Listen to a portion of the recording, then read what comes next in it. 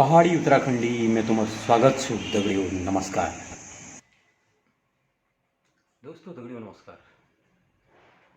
आज जो है हम उत्तराखंड की राजनीति की चर्चा करेंगे कि भैया चुनाव में क्या होने जा रहा है। अभी के जो हालात हैं बिल्कुल भी चुनाव के लिए एकदम कोई भी ये नहीं कह सकता कि किस पार्टी की फेवर में लहर चल रही है।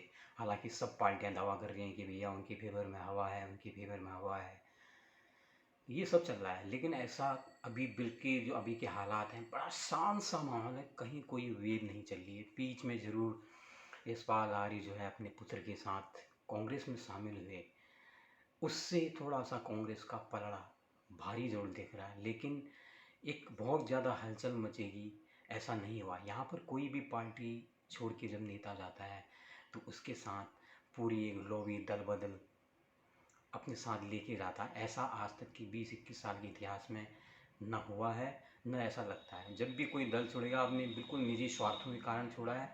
यहाँ पर यशपाल आर्य ने भी अपने निजी स्वार्थों के कारण ही यहाँ पर पद का त्याग किया है। वो कहीं न कहीं अपने पुत्र को नए मंत्रिमंडल में समायोजित कराना चाह रहे थे और मुख्यमंत्री ने उसको मना कर दिया। उसकी असल में कारण ये है, इसलिए उन्होंने त्यागपत्र देना वाजिब समझा। दूसरा, यशपाल आर्य जब एक बार बाजपुर के दौरे पे गए थे, जब वो वहाँ के विधायक हैं, वहाँ पर जब उन्होंने काले झंडे किसान ने जो लहराए तो उनको लगा कि भैया अगर बीजेपी के चुनाव से अगर मैं लड़ूंगा तो शायद मैं अपनी सीट हार जाऊँ। और उनके दल बदलने से ये फ़ायदा हुआ है कि जो वोट उनको उनके पास से जाते हुए दिल थे वो उनको जुड़ते हुए दिख रहे हैं। तो इसलिए बाजपुर की सीट कहीं ना कहीं अपनी सीट उनने सुरक्षित कर दी है। हालांकि उनके पुत्र की सीट जो नैनीताल की है उसके बारे में कोई दावा नहीं किया था। कांग्रेस के लोग बहुत बड़ा चढ़ा के दावा कर रहे हैं कि यशपाल आर्य जी के आने से कांग्रेस में बहुत बड़ा एक परिवर्तन आ जाए, कांग्रेस बहुत बड़ी लीड ले लेगी। तो अभी बिल्कुल भी अभी के जो हालात हैं राजनीति है बिल्कुल भी स्तर के नहीं है। सारे लोग सारे माध्यम से, सोशल मीडिया के माध्यम से, अखबारों से, लोकल अखबारों से कैंपेनिंग कर रहे हैं, एक हवा बनाने की कोशिश कर रहे हैं, उल्टे सीधे बयान दे रहे हैं, सरकार को कटघरे में खड़े कर रहे हैं, अपनी तारीफें कर रहे हैं। तो ये सब चल रहा है लेकिन हवा किसी की नहीं है।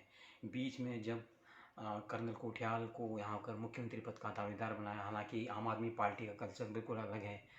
बाई द वे, अगर खुदा न खास्ता यहाँ पर अगर सत्ता में आते तो हो सकता है उसके बाद अरविंद केजरीवाल यहाँ के मुख्यमंत्री बन जाते, क्योंकि अरविंद केजरीवाल के चरित्र के बारे में कोई टीका और टिप्पणी नहीं कर सकता कि बड़े ही अनप्रडिक्टेबल आदमी है।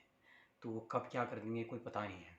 शुरू में लग रहा था कि ये शायद कुछ एक हवा बनेगी, लेकिन जब भद्दे ढंग से उन लोगों ने अपने पोस्टर में गलत ढंग से प्रचार करवाना यहाँ की लोकल उत्तराखंड की आम आदमी पार्टी ने किया, तो उससे कोई बहुत बढ़िया संकेत नहीं दिए। साथ में वो लोग कहते थे कि वो कभी दल बदल को बढ़ावा नहीं देंगे, लेकिन देखा उन्होंने समान रूप से बीजेपी से नेता आयातित किए, कांग्रेस से आयातित किए, उनको सम्मानित फूल माला डाल के उनको पार्टी में शामिल किया। तो उससे बीच जनता के बीच में भी कोई बहुत बढ़िया संदेश नहीं गया है। और दिल्ली में भी जो घटनाएं उत्तराखंड वासियों के साथ हुई, एक गरीब दिलवर सिंह नेगी वो हत्याकांड, शायद लोग उसको नहीं भूले हैं। तो आम आदमी पार्टी तो मुझे नहीं लगता कि सत्ता में आएंगे। जरूर 7-8 सीटें के आसपास वो दौड़ में 100% हैं, जहां वो सीटें निकाल सकते हैं 7-8 जगहों में। मुख्य मुकाबला कांग्रेस और बीजेपी के बीच में होने को है। और जब से मुख्यमंत्री को बदला है, लोग बिल्कुल हर बार कहते हैं कि भैया बीजेपी तो मुख्यमंत्री बदल रही है। ये बात सही है। शुरू के जो मुख्यमंत्री थे उनका कार्यकाल बहुत बुरा रहा, क्योंकि वो उसका सबसे कारण अभी तक जो देखें 20-21 साल में जो लोगों ने देखा है, यहाँ की मुख्य समस्या जो यहाँ की जो कार्यपालिका है, जो यहाँ की ब्यूरोक्रेट हैं, जो नौकरशाह हैं, उनने बिल्कुल एक ऐसी पकड़ बनाई, बेल की तरह यहाँ पर जकड़ रखा है पूरे सिस्टम को। और यहाँ पर जो पैसा विकास के लिए आ रहा है वो उनके बैंक खातों में जा रहा है, और करोड़ों बड़ी बड़ी महंगी लग्जरी गाड़ियाँ वो लोग दे रहे हैं। सबसे जो ओम प्रकाश जो मुख्य सचिव थे वो हटने को तैयार नहीं थे, उनको त्रिवेंद्र सिंह हटा पाए, ना उनको तीरथ सिंह रावत हटा पाए। लेकिन सबसे पहले पुष्कर सिंह धामी युवा मुख्यमंत्री ने आते ही उनको उनके पद से हटाया, और न उनको हटाया, इसके अलावा पूरा नीचे ऊपर से नीचे तक आमूल चूल उन्होंने नौकरशाही में बदलाव ला के उत्तराखंड को बदलने का संकेत दिया। आपको याद होगा एन डी तिवारी जी के टाइम में नौकरशाही पूरी इनके कंट्रोल में रहती थी, चाहे उनका अपना स्टाइल था बढ़िया ढंग से बोल के। और या दूसरा खंडूरी जी, जिन्होंने पूरे अपने एक जर्नल के तरीके से, आर्मी के तरीके से सारे अफसरों को अपने कंट्रोल में ले लिया था। उसके बाद से जितने भी मुख्यमंत्री बने कोई अफसरों पर नियंत्रण नहीं कर पाए। अभी धामी जी इसको नियंत्रण कर रहे हैं और जो मुख्य सचिव हैं एस संधू, उनके साथ मिलकर वो पूरी नौकरशाही पे नियंत्रण पाते हुए से लग रहे हैं। तो धामी जो है आगे बढ़ के भी काम कर रहे हैं, खुद आगे आगे चाहे किसी भी क्षेत्र में वो आगे बढ़ के वो काम कर रहे हैं, लीड ले रहे हैं। और इसकी वजह से और मुख्यमंत्री भी काम और भी मंत्री लोग काम करते हुए दिख रहे हैं। तो इससे दोबारा भारतीय जनता पार्टी जो एक बात पिछड़ती सी लग गई थी, कोई इस चीज़ को माने या न माने, वो आगे बढ़ती हुई दिख रही है। हालांकि बहुत इसमें गंदी राजनीति उत्तराखंड की है, यहाँ पर क्षेत्रवाद जरूर घुसता है, क्योंकि पुष्कर सिंह धामी कुमाऊँ के नेता हैं, इसलिए लोग कुमाऊनी बनाम गढ़वाली वाला एक भेद बीच में पैदा करके बीजेपी को कमज़ोर करने की कोशिश कर रहे हैं। तो इसको बीजेपी के लोगों को सतर्क रहना चाहिए इन चीज़ों से।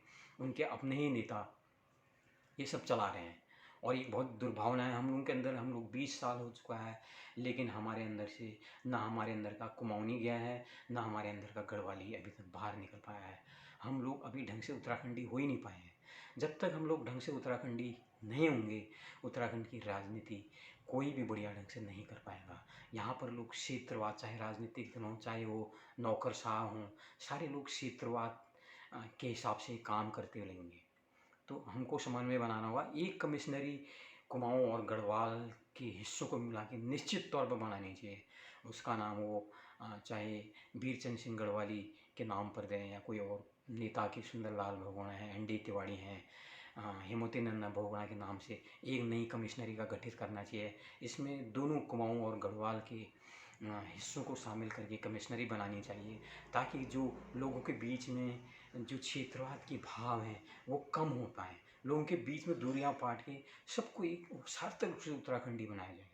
और निश्चित रूप से अभी इसमें जो धामी जी हैं बराबर कुमाऊँ और गढ़वाल में बराबर ध्यान दे रहे हैं। इसको शायद कोई नकार पाएगा। बहुत से लोगों की टिप्पणियाँ आप दे सकते हैं।